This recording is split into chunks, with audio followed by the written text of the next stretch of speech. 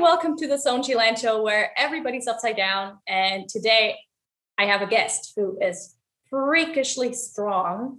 And he's not only strong, he's also super, super funny. He was traveling the world as a street performer and a comedian. And I have the pleasure to talk to him today. Herosan. Did I say nice it right? To meet you. Yep, correct. Herosan. Awesome. I want to get right into your story of how you decided to become a street performer and just leave your home and travel the world. Yeah, so before I became a street performer 7 years ago, I was just a total vagabond who was just traveling all around the world with my bicycle, hitchhiking, just walking across Egypt, etc., etc. So big journey. But then, after traveling for 4 years consecutively, I ran out of money, so I had to go to Australia to do a working holiday. And my initial plan was to work as a farmer, but I realized that the farming company which I applied for was a scam. So I thought, okay, now what can I do? And I just started dancing on the middle of the street. Wait, how was it a scam? What did it was do? basically I paid for my uniform and I paid for my application, but I realized that the company didn't actually exist. So it was, but at least I got into Australia with that visa, so. Okay. And how did you come up with the idea? You said you started dancing, but you know how to do everything. Like you're so strong. And so basically my background is at age 10, I started gymnastics and I did it for 11 years. And I stopped gymnastics for about 2 years and I moved into breakdancing, which is more, not so much strength, but more like agility. And then after I did breakdancing for 8 years, and then I became a street performer. And I only started circus around 5 years ago, like hand balancing. So I started hand balancing with a totally wrong technique. And only in the last 2 years have I kind of suddenly really learned the right technique. That's super interesting. Did you have somebody help you or did you learn it all by yourself? No. So the first hand balancer I saw was in Australia like 5 years ago. And when I saw him, I'm like, oh, wow. And he was telling me, Hiroshi, if you are going to try to do a long-term gain, like if you want to do hand balancing even in the next 10 years, you have to do it with the right form. Otherwise, you're going to injure yourself. Because at that moment, I was still holding a handstand, one arm handstand like this, with my shoulder angle literally 90 degrees. So he was saying, I'm super powerful, I'm super strong, but it's just not the right way. And when the COVID started, I realized, okay, I have so much free time, so maybe I'll look for a teacher. And I found an amazing teacher from Costa Rica. His name is Mao Hara. I love Mao. Yeah, he's great. Yeah. He's one of the best. Yep. And I actually had other teachers too, whose name I'm not going to mention, but who was a little bit too strict in terms of form and basics, which I believe is important, but didn't give me the flexibility to explore. Whereas Mao gave me that, he just basically pulled who I was, and that really helped. Nice. Yeah, I love Mao. We visited him in Portugal because he teaches at the school in that. Yeah. And he is so creative with that's it. Exactly how he teaches you the feelings, like the internal sensations you should, or not should, but that you could have. Yeah. So exactly. I'm super interested in what were the big changes you made after you started with Mao, because you are so strong. Did you work a lot of flexibility as well, or was it more like cues in your handstand? It's just more of overall understanding of what one-arm or hand balancing is. Like, I didn't understand the whole concept of free hand or free arm before I started learning from him. I thought, okay, it's basically super power on my shoulders, my arms, but didn't understand the use of my other hand, of how you have to kind of control weight. And also in terms of bending my hips, is it sideways or am I using my back? So just overall small things that he could just look at instantly and say, no, Hiroshi, it's good what you're doing. You're using your strength. That's why you can do it. But it's going to be so much more easier if you alter this position and in this way. And so that's why it's just like, so, like I could do a flag, like small, like a split flag, but I couldn't hold a normal one-arm handstand. So basically I was just depending on my strength to hold myself upside down. But now it's basically understanding the center gravity, and also understanding the importance of having my shoulders over my wrist or my hands. So something like this instead of like this, you know? So all these small adjustments. And in the beginning, I was feeling, like actually my first teacher who I had like 3 years ago, he was literally just like, Hiroshi, if you cannot hold a dead straight handstand, you're not allowed to move on to one-arm handstand. And basically I kind of like got really, I understand him. Like now I actually appreciate his really fundamental importance of drilling basics. But for me, I think it is equally important to enjoy. Just enjoy the journey and just try out new things, even if you can't, even if you aren't perfect at basics, still try to explore. So that's one thing I really admired or I appreciated when Mao was teaching me Figa. And of course, some of the strict teacher would say, okay, unless you have a perfect form using assistance, you shouldn't move on to just kind of like transition from a one-arm handstand to a Figa. But Mao said, okay, maybe like you can keep doing the basics, keep working on the basics, but at the same time, try playing around. And if you fail, you fail. But so the importance of playing around on top of basics. Is that how you structure your training now? Basics, yeah, and then play. Yep, and yep. how much Actually, would you say? How much time does each part take? I think I'm always training basics. Whenever I'm kind of laying around, I'm kind of doing some L sits and just compressing my legs, and also just doing handstand when I feel like my body's a bit stiff. But then when I go to practice or like specifically hand balancing, I think I only do 3 handstand holds, just like in a different position, but with two hands. And after that, I kind of just move on to simple one-arm handstands. And then after maybe 6 or 7 attempts, I move on to more variation. So I think just basics is just covering my daily routine. I'm just training basics whenever I can, whenever I want, and hand balancing. So I'd say it's about half and half, basics and a little bit higher level. I'm interested in how you work mobility as well. Wow, I'm very stiff. Like I'm super stiff. Like it's so as I said before, I met Mao, I just couldn't do the side bend, you know, like it just couldn't bend more than this. And it's just basically working a lot on basic fundamental stretches, like keeping my arm aside and also just using a little bit assisting like weight, but still it's consistency. There's nothing else, just consistent. And I do work stretching, even though I don't work enough, and I've always hated working on it. It's just like, oh, so much pressure. But at the same time, right now, I actually have a contortionist friend who I do exchange, like skill exchange. I kind of teach her handstands, and she's kind of teaching me all the back bending exercise.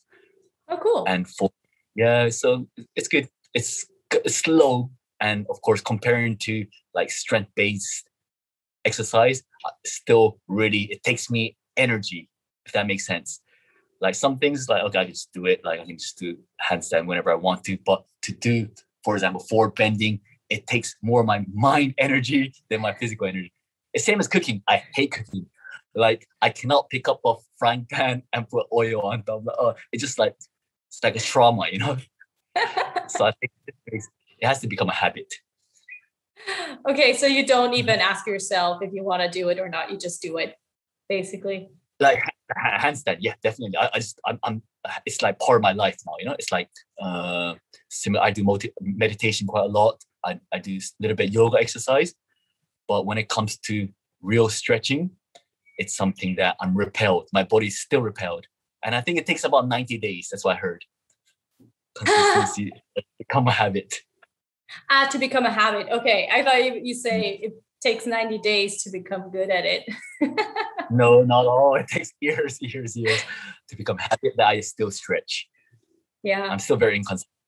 I always compare my stretching exercise with Duolingo, which I'm into too. I study different languages, and like I do not want to miss a streak now. I think I'm in about 200 days, and I do not want to miss a day, you know. But when it comes to handstand, of course, I don't miss a day. But when it comes to stretching, I promised myself last week I'm gonna do it every day, and then after 4 days, I give it up.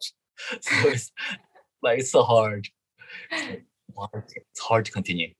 Well, it's so good to know that even you have struggles with, just the things that you don't like. For me, it's the other way around. Like I could stretch all the time, but working on the strength stuff is super challenging for me.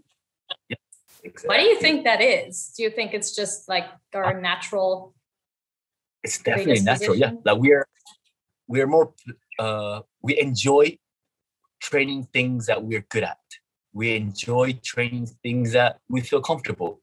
But if it's something that we don't feel comfortable, we are repelled, like our body is repelled by, and that's when I think you need, I don't know, discipline, motivation, external motivation of friends telling you, Hiroshi, you can do it, like going to gym, etc. But of course, when you're kind of like stuck in COVID up here in the mountain alone, it's sometimes not the easiest. Yeah. Do you think you're going to go back to traveling and performing after 100%, things open 100%. up? Yep, definitely. Yeah. But like my perspective or my vision as a performer has definitely shifted. Like after being like constantly traveling 5 years in a row, like on tour every day, it became a routine, like a little bit monotonic. Like I knew which country to go to, I knew where to make good money, etc., etc. But like I lost the initial passion as a street performer to just travel and to just enjoy performing. It just became a job. As much as amazing job it is, still like this entertainment industry becomes a little bit routine. And now I'm like, okay, maybe I don't have to work as much. I don't have to try to save as much. Like I've been a year and a half here in Japan, like with minimal spending. And I realized, okay, maybe I'll try to enjoy my life. No, like try to explore my life in a more crazy way that I've always visioned myself to. That's why I want to try to go to other countries like Nepal, India, Mongolia, Kazakhstan, countries where I've never been to, but I want to try to perform there. And I'll try to make use of social network or social media to try to promote my income through there. So kind of saying these people in Afghanistan, they don't have money to give me, but you guys better give me on their behalf. Or so that kind of like busking, but through the internet. So that could be. Wow. And how would that work? So like I realized through Patreon, it works. Like even during this COVID, yeah, I have quite a lot of patrons now. And that's helped me a lot. And as well as that, just crowdfunding. That's so interesting. I was going to ask you how you make your life and also how it developed when you started street performing. Because usually you're just at the mercy of your audience and I guess they just throw money at you. Yep. But did you evolved more because you started performing at festivals and big events. So how did that go? Well, as I said, when I started street performing in Australia as a small dancer, I was doing a 5, 6, 10 minute show, which was hell. It's like every day my skin would rip on my feet. I was dancing bare feet, and I was spinning on my head and literally, I think I was dancing for around 8 hours a day and making less than what people would make in McDonald's, like minimum wage. But I'm like, oh, it's like suffering, But little by little, not even little by little, I think the big major shift was when I saw other street performers who actually have a crowd, and slowly asking them, hey, what am I doing wrong? And just meeting other street performers. And I kind of realized it's really not about the tricks. It's not about what I do. It's about presenting a show and communicating with the people that is watching you. Simple as that. And little by little, but that's when I first understood that, I actually kind of became disappointed in thinking, actually, this is like not what I want to do. I'm here to present my art. I'm here to present my dancing. I don't want to kind of like give these people cheap show and try to like withdraw money from them in a strategic way. But then slowly by slowly, I realized, okay, this is just, it's functional and I can still maintain my joy of dancing. I can still maintain my joy of performing while actually getting a bigger show and working in a strategic, functional way. That is so interesting. Yeah, of course. How did the content of your show change then? A lot. So in the beginning, I did maybe, I'd say in 8 minutes, I did 30 tricks. And then after 3 years, in 45 minutes, I do 3 tricks. Instead, it's all the strict, we call it formula. There's formula for everything. And of course, my major in university was actually philosophy and economics. So I knew how to write a good essay. And it's I didn't know that. Like that. Yeah, it's like an essay. You do an introduction, and in your introduction, you tell people, like, you don't have to tell people, but you present a conclusion. But before you present the conclusion, you tell people to derive that conclusion, I'm going to do step 1, step 2, step 3. And it's same as on street show. So in the beginning, you kind of say, hey guys, I'm about to start a show. But before I begin, I just need a couple more people. So can just like 2 or 3 people come over? Can you just clap for no reason? This is what every street performer does. They clap for no reason. And then of course that kind of draws 5 or 6 more people. And then, okay, you guys are amazing. And then slowly, but before I begin, just for make an excuse, just to get more time so more people gather. So you kind of start saying, okay, I need to put a rope out. But while I'm putting my rope out, can you guys just keep clapping or just keep making noise so more and more people gather? And then, like, after you put a rope out, which takes about 10 minutes, you kind of say, okay, I'm going to do trick number 1, 2, 3. But then don't leave while I'm doing these tricks. I'm going to give you guys the biggest trick at the end. And then, of course, you kind of like really take it easy. And it's like I said, it works. It's a formula that works. That's why, and it works all over the world. And if you do try to become a little bit more original and artistic, it is possible to do it, but often it's going to be much more hard. But when you become more original artistic, you'll probably be invited to these big festivals. And mine's a balance. Like, I try to still incorporate my artistic element into this formula. So I do get invited to a lot of festivals, whereas there's a lot of unicycle performers, juggling performers, which does exactly the same thing, which is a bit pity, but it works and they make money. And in Japan, it's literally that. Like, Japan is a textbook society where you're allowed to copy other people as long as it works. You just basically follow people. And street performing is not art. It's basically work, occupation. And people do the exact same show because they think, okay, well, if he did it, I'm allowed to do it. I'm like, that's kind of missing the point, you know? That is so interesting. That's fascinating. Yep. If you were to get paid independently of your street performing, let's say we had a universal basic income or something. Yep. How would that change your art and your performing? Or would it at all? As I said, like, this is the unfortunate thing about street performing is that, as I said, to become like, it's really hard to find that artistic element or try to maintain that artistic element when you see someone who's not very artistic, who just basically copy and paste, having a successful or success. That's why we always say success in a bracket, you know, because if you measure success financially, they're successful. And like, you kind of like say, why isn't mine working? And then they basically give up the real beauty of what they created, and they end up just saying, okay, I'm gonna just copy everyone else. And it happens a lot. I know a lot. And then, yeah, I'd say even 80-90% of the performers who start street performing gradually just become molded statue of street performers. Ooh, you just froze? Because it works financially. Sorry, Really? You just froze there for a second, but I understood that you Okay. said 80-90% of the Yeah. performers get molded into the same scheme, kind of. Exactly. Yeah. Mhm. That's the Yeah, one you so always see on the street, on the right. unicycle. That's why I'm wondering if you didn't have to do it for the money, how would it change? Would it be Uh, any different, oh or yeah. maybe it Yep, wouldn't? definitely.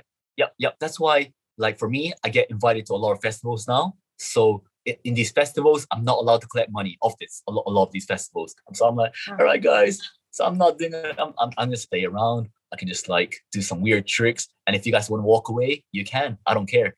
I'm getting paid anyway, you know? So that does give me that financial background. It gives me the chance to explore new things. And as I said, like often these new things don't work, but still you try it on the festival. But the thing is, in the last year and a half here in COVID, I'm coming up with so many new ideas. And if I go back on the street, I'm gonna try all these new stuff. Maybe it won't work. But the important thing is just keep trying.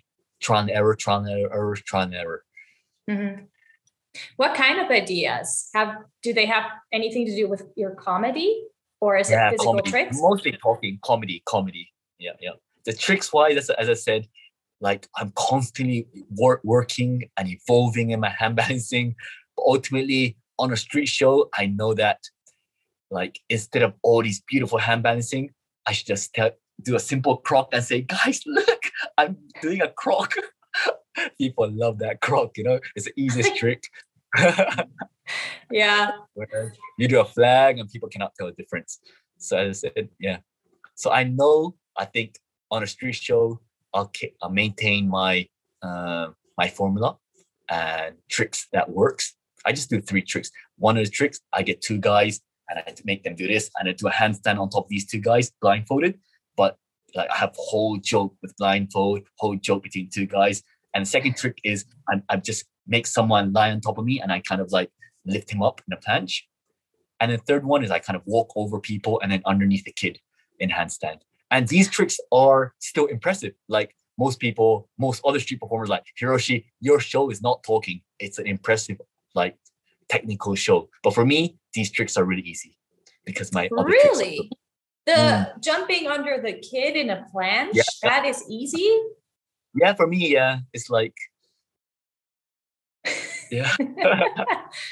I'm so used to it. I can do that 10 times. Like, yeah, it's just another. Of course, it does require strength, but for me, comparing to other, like Figa, for example, which people won't care about on the street. Yeah. Yep, well, I totally see what you mean there. Yeah. Mm-hmm. People might not even care as much about your one-arm planche that you just exactly. Which is like one-arm planche. The worst one is head balancing. Like I'm like, what? I'm balancing on my head. Like I'm sure most people must care, but every time no one cares. Yeah.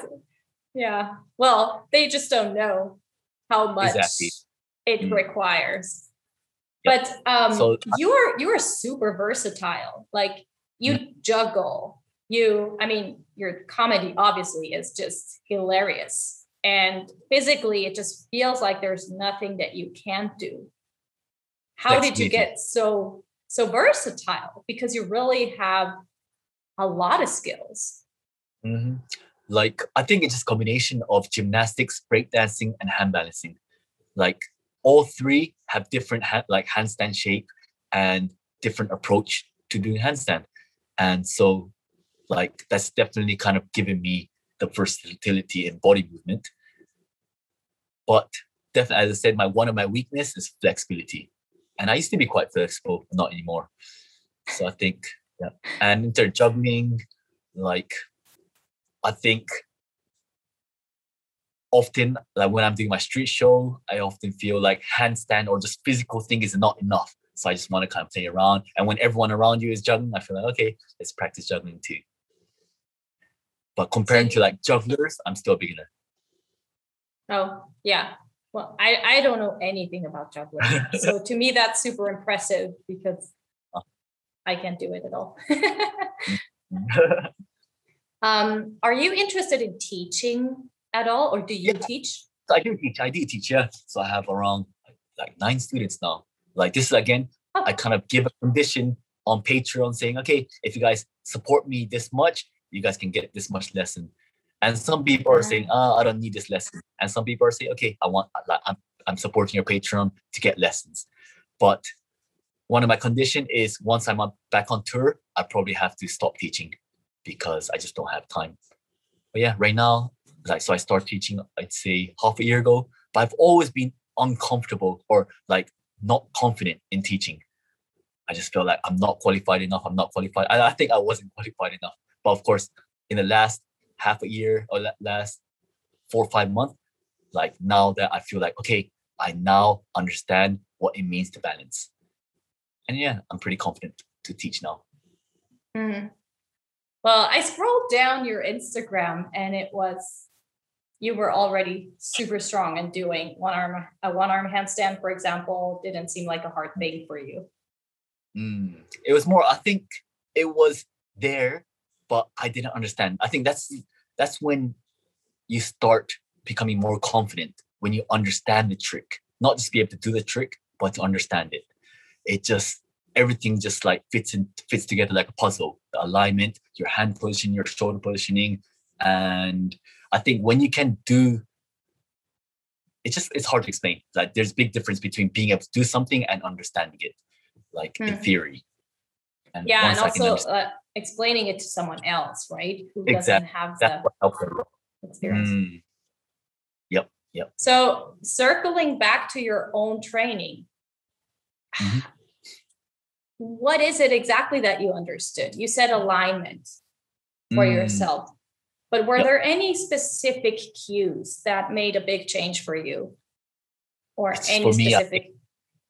It just, I think it's just combination of watching other people's videos, like on YouTube, etc., and watching Mauhara do his positioning. At the same time, it just has to come from you, from within.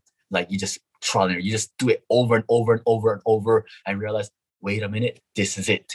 This is where my center of gravity is on top of, like, is an alignment. Like you just kind of feel it. But of course, like once or twice isn't enough. You just have to feel it like 100 times. And eventually you realize, okay, this is the feeling. So more like an internal experience that you need to go through. I think personally, I think that's what it is. Like you can't suddenly reflect, this is it, perfect, I got it. It's more like, but there are certain tricks. For instance, a croc press to handstand, like you have to from croc. Like I knew that once I can get it, like I can get it. Like, and the first day I got it, I'm like, yes, I kind of like, it was like shouting on this internet. I'm like, I did it, guys, I did it. And everyone was really happy for me. But then, of course, I couldn't do it anymore for maybe 2 or 3 days. And then when I hit the second one, and I thought, yes, I got it. It's like sensations in my head. And then I couldn't do it again anymore. So there are certain tricks that you think that you got it, but you still can't do it. There's, again, same as Figa. There's search for, like, right now, Figa, like, I understand. It's like in my head, I understand. Like, I feel like I understand, but still, I'm not 100% consistent. I still have, I'd say 70%. So there's a biggest difference. And it's made, I think, ultimately, when you come to this level, it's just repetition. So over and over and over. And slowly by slowly, your body starts to become more aware of subtle movements and subtle adjustments. And even if you're a little bit off balance, you have your free arm to adjust yourself. Or you realize that even when your arms are next to your leg, there's, like, when you've done so many times, when you've done over and over, your hands start to react, your elbows start to react, your shoulders start to react, even though you're not conscious of it, if that makes sense. Mm-hmm. Yeah, you so of course, kind of build an automatic body map. Exactly, automatic. Yep. And that's one thing I learned from head balancing. Like in the beginning, Mao was saying, Hiroshi, don't worry, you'll get it. He just told me that. Hiroshi, just keep practicing, you'll get it. And I'm like, oh, yeah, but Mao, teach me, like what am I doing wrong? He said, yeah, you have to do it over and over. Like there's no other way for this trick. Like you'll feel it. You'll feel it. Your body will start reacting towards it. And then now I understand exactly what he meant. it's like your body, like you're not trying to control it. Your body just naturally, like when you're standing on your one leg, you're not conscious anymore of like, okay, I have to lift my right arm, I have to lift my no, but instead, like you're so used to standing on your one leg, like your other parts of the body automatically react. And same as if you can do that with one arm, like it just becomes natural part to react to every small adjustments. That brings me to another question. Well, I'm asking too many questions today. This is a long interview, but that's all right. So when you start learning a new skill, does that mean that you're more consciously aware or trying to be consciously aware of what you're doing? And then as you get better, you don't think about it anymore? Or do you try to not think about it from the beginning and just do it and expose yourself to the drills? And it, like, I guess what I'm trying to ask is, does it matter if you consciously think about what you're doing, in your opinion? I think in the beginning, to get to that form, it is pretty important to think about like your positions. Definitely. But then of course, like if you after just training it every single day with consistency, it just becomes part of, you don't have to think about it anymore. Instead, your body just naturally reacts to that position. Definitely. Yeah. But in the beginning, definitely it's important. You have to think like, still, I know, for example, we were talking about Figa earlier. Like I've asked Mao, I've asked another hand balancer, a great hand balancer who knows how to perfect Figa, and he tells me, okay, it's important to suck your chest in instead of sucking your chest out, instead of sticking your chest out.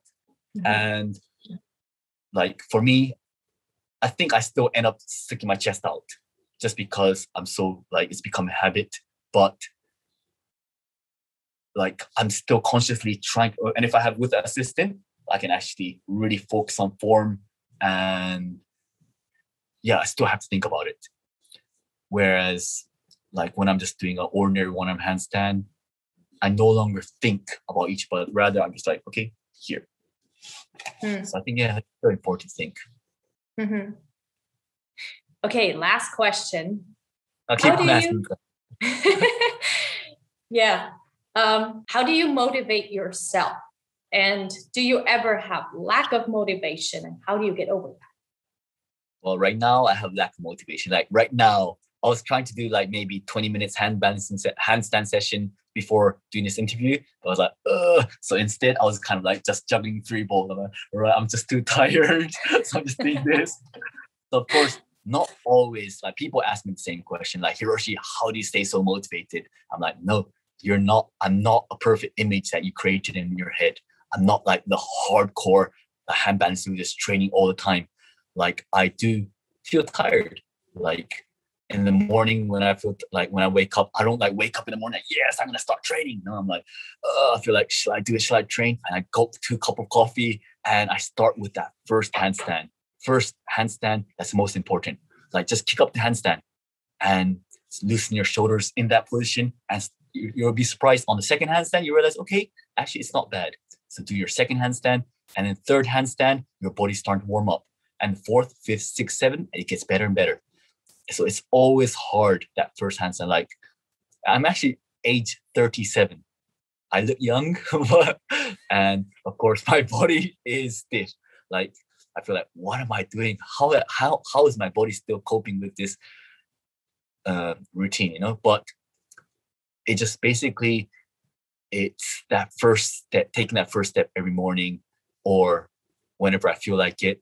And even if I'm not feeling like it, sometimes I still just kick up the handstand and I realize, okay. And often, surprisingly, my best sessions are the times when I feel crap in the beginning. I feel like, just basically pushing through, and you realize at the end, you're like, what the hell? I cannot believe I'm doing this. And it feels good. But recently I posted an Instagram story where I said, like, I was feeling big crap in the beginning, and at the end of the session, I still felt crap. And I feel like, okay, but embrace this. I think ultimately it's important to set a goal, but it's just important to realize that it's all just enjoying this journey of just daily experience, like same as meditation, same as yoga. We don't have to have a goal specifically. It's good to have a goal. It's good to have goal to have motivation towards. But if you can just treat hand balancing as like a zen, just you do it because you want to do it. You do it because you feel good about it. Simple as that. I love that. It's not like anybody's gonna come out of this life alive. Exactly. Simple as that, exactly. Yeah, I love that. Thank you so much, Hiroshi. It was such You're a welcome. pleasure. Pleasure myself too. It's so nice to talk about handstands because like it's a community, you know, of hand balancers, and it's not a competition. This is one thing, like for me, of course, when I was a breakdancer, when I was a gymnast, it's all like you're always in a competitive mode. You're like battling against. But for me, hand balancing has never been like I need to be better than him, but rather it's all about sharing knowledge, sharing experience, and the joy of it. And yeah, of course, if I can share other people my experience, my whatever I have, it's my pleasure. It's more playful too, right? It's like, I don't know, yeah. like you're a little kid. Yep, exactly. And I think we can give credit to Malhara again. Like it just seeing the beauty and the talent in other people and just trying to realize that, okay, like he always say like my body is just not stiff or not as it's impossible for me to do what these little girls do. So, but I'm happy with what my body can do. And I think it's the same with me. I'm constantly stretching. I'm like working with contortionists, but at the same time, I'm happy with my progression and I'm happy with my journey in handstand so far. And just be playful, just enjoy. That's why I always tell everyone who wants to learn handstand, like it's good to have basics. Like if you want, of course, it's good to have goals, etc. But most important is please have fun. Yeah, I love that, especially because I kind of lost the enjoyment with my handstands for a while because I was so determined to get a one-arm handstand, and it was like overkill for me because I was too focused on that only, and it became like it just messed me up. So now I've been just playing with handstands again and doing whatever I can do on two hands and having fun with it basically. And it's changed everything. Exactly. And then comes the progress. Yep, exactly. It's the same as what we talked about earlier, motivation, you know? And this is what I think is like, if you have I think 3 key to success is number 1, as I said, motivation. But where do you get that motivation? And it's about having like wanting to do it. And like what happens when you want to do it again and again is you get consistent, and consistency and just passion. But I think still to a degree to have right guidance is important. People say, okay, can I just train myself? And I think that's when the third part comes pretty important, to have a teacher. And of course, that can be like, if you don't, of course, ideally, I'd say online coaching is very, very useful. And I experienced myself. But if you don't have that, go to YouTube, go to online resource. You can still try your best to look at other people. You can't just constantly kick up the handstand and think that you'll get there. It's really helpful to have a guidance. Yeah, I agree. You have a teacher over here. I have a teacher myself. Yeah, I actually realized that for me personally, the community aspect is so important. And that's also the reason why we started traveling, meeting hand balancers. Because like you said earlier, talking about handstands is so fun, but I don't know if you know, but we used to do this in person. So the online format is completely new for me. This is the second interview we're doing on Zoom. Oh, really? Okay. Because at the beginning we were like, it's so much about the experience. I would meet the hand balancers that I interviewed and train with them in person and get to know them. So I don't know, it was like a whole experience. Sonia, I might have seen your video before. Like, did you interview Yuri? Yes. Oh, okay, it was you then. Okay, I remember like seeing one of the videos before, like someone going around interviewing different athletes or hand balancers and trying to learn from them and so. Yeah, okay, it was you then. That's cool. Yeah, and so we visited Mao as well, and we were at Enac for a week or so, and we trained with the circus school. And well, I say we, but I train, and my husband, who is sitting behind the camera, he's the cameraman. Okay, cool. Yeah. And are you still continuing that like regularly? Well, we started doing them online now again because people kept asking about it and why we stopped. And we really stopped because we couldn't travel anymore because of the pandemic. And we had,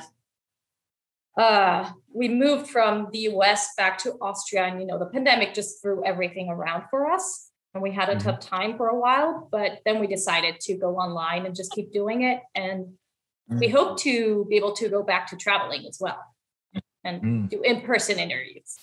Yeah. Now, I was one of the person who was really inspired seeing you like trying to learn from Yuri. So definitely remember that your channel, your interview is really, really good for handbalancers or people who want to learn handstands. I'm like, wow. Thank you. It's really, and that's one thing I also try to emphasize on my social media is the importance of imperfection and learning from your mistake, other people's mistake. And when I see perfect hand balancing, I'm like, yeah, it's nice. But when I see someone struggling and seeing their flaw, that's when I learn the most. I think it's important for each other to become better is to just, show our failures more and to show that our learning process. Embrace imperfection. Yes. Exactly. It's fantastic. It's so important. That's one of my themes. Yeah. All right. I'm going to close the interview here now. Thank you so much, Sonia. So please edit the wrong, like when I'm speaking too fast or when I'm speaking rubbish, please cut. Thank you so much for watching. I will put all the information so you can check out Herosan or Hiroshi down below. Definitely go to his TikTok, his Instagram, his website. It's fascinating what he can do.